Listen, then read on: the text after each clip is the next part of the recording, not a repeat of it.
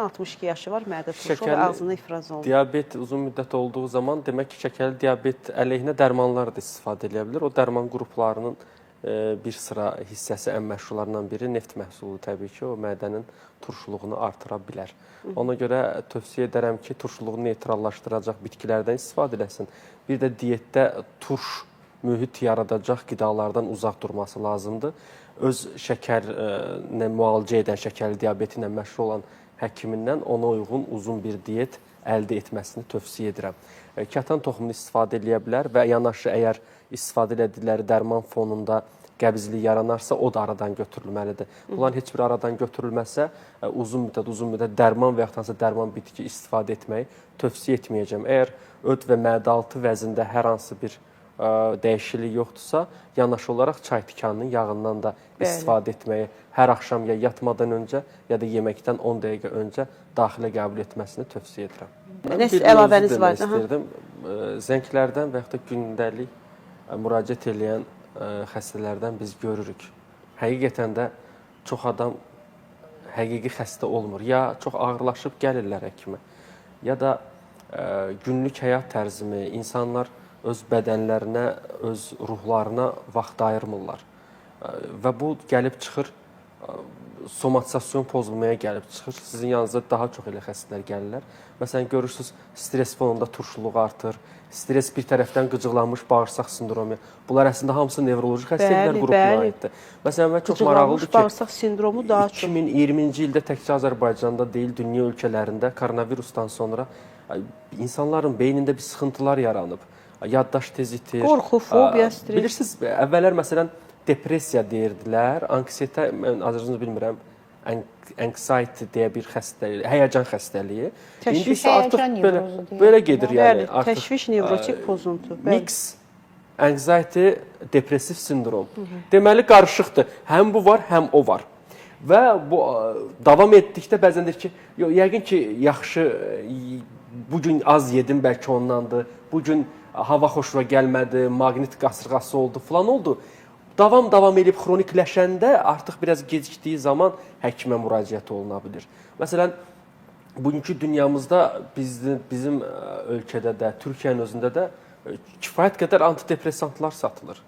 Və bəzən heç həkimə də getmirlər. Mən antidepressant istəyirəm. Oradan bir möhür vurulsun, antidepressant qəbul edeyim. Bunu yazan həkim onu seçməlidir. Bunların qrupları var. Bu mövzuda dünyamızda, Azərbaycanda da yayılmış və çox geniş yayılan bir bitkinin adını çəkmək istəyirəm. Mən bayaq sizə dedim onu, belə antidepressant bir bitki, dazotu. Zveraboy adı ilə tanıyırlar, sarı kantaron adı ilə tanıya bilirlər. Dazotu özü ilə dərmanların tərkibində bitkisel dərmanlar, hansı ki, preparatlar qəbul edilir ki, dazotu var. Və hiperkum perforatum gedir. St. John Wort bitkisi gedir. Nə deməkdir? O bir neçə dillərdə ona görə deyirəm ki, çox rahat tapa bilsinlər. Dazı otu bitkisini ona görə o vaxt xaç yürüşləri zamanı əsgərlərin yaralarını düzəltməkdən ötürü dazotunun yağından istifadə edib düzəldiblər. Ona görə ingiliscədən adı elə gedir. Və bitkinin çox möhtəşəm təsiri var ki, yağını daha çox xaricə istifadə etmək olar. Məsələn, mən özüm də bəzən olur dazotunu götürüb zeytun yağında saxlayıram, hazırlayıram və fərqli bir rəngə də çevrilir. Məsələn, bir litrənin yağın içərisinə dazotudan biraz atıram və sonra 3 gün günəşin tam düşən şüası üzərində saxlayıram və düşdükcə də davam elətdirirəm. Sonra 2 ay bunları tamamən saxlayıram ağzı bağlı şəkildə. Əvvəl belə saxlayıram, sonra ağzı bağlı şəkildə. Bir maraqlı yağ alınır. Əslində bunun bir texnikası var. Mən bunun sadə üsulunu sadəcə deyirəm. Herpes də kəmərləyici dəmirovdur. Kəmərləyici dəmirovda necə olur? Bir viral xəstəlikdir, virus xəstəliyidir, amma sinirləri pozur. Gecə yanğısı olaraq nevroloqa da müraciət edirlər. Əslində sinir sistemi oyanıq olan adamlarda kəmərləyici dəmirov daha çox rast gəlir. Orada da məsələn acı uçuqlaması çox olan adam deyir, gecəni rahat yatamadım, qorxdum, ayıldım falan.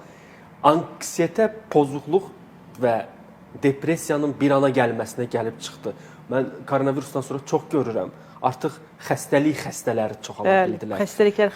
Müalicə alır, düzəlir, beyninin bir yerində qalır ki, yox, mən bunu yesəm yenə də mənim bağırsağım qıcıqlanacaq. Şübhələr, kəşkilər. Mən tövsiyə edirəm dazotu bitkisini daha çox 6-ya qədər, axşam 6-ya qədər istifadə etsinlər. Günlük doza 900 mq keçməsin, ən pis halda 1500 mq keçməməyi tövsiyə edirəm. O kapsul şəklində də istifadə olunub, dəmləmə şəklində də. Heç olmasa 2 həftə istifadə etdikdən sonra 1 həftə fasilə verin. 3 ay davamlı istifadə etmək olar. Məncə antidepressant bir bitkini Azərbaycanda bitməsi də bir möhtəşəmdir. Bəli, bir möcüzədir ki, bizim təbiətimiz ona icazə verir.